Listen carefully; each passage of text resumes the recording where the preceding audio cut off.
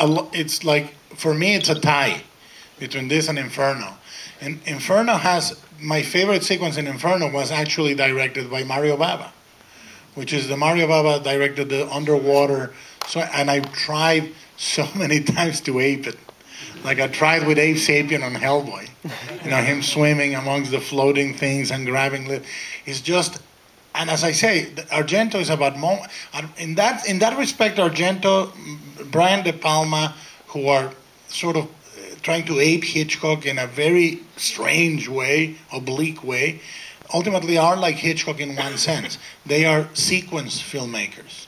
There is always in an Argento movie, always in a De Palma movie, and always in a Hitchcock movie, a sequence that stands out. And in Inferno, I think that sequence and the sequence that echoes the sequence with the dog here, where the guy goes to drown the kittens in the park, and the hot dog vendor ends up stabbing him without any logic whatsoever.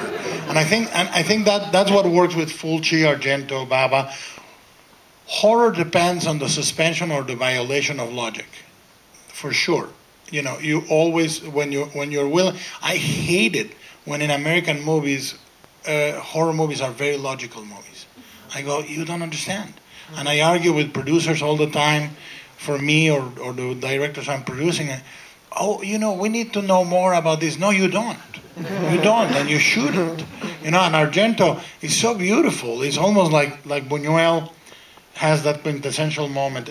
Horror is about rhyming things that don't go together and creating a third really dark meaning, like the moon and the cloud cutting it in the Chien Andalou, and then the razor blade cutting the eye. That's a rhyme that produces sort of a third significant thing that is incredibly creepy and unsettling. And Argento does that with the dog. He does it certainly at the end, and he does it in Inferno, in the sequence where the focus is you're following linearly a guy going to drown the kittens. The rats attack him. How fantastic is that for a pitch? He goes to drown the kittens and the rats attack him. Oh, pray continue, Dario.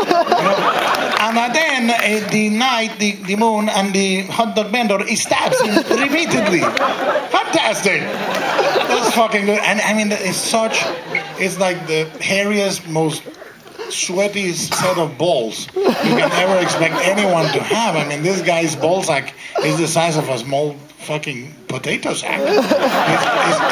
This guy, and I think horror should not be attempted without full belief in what you're doing.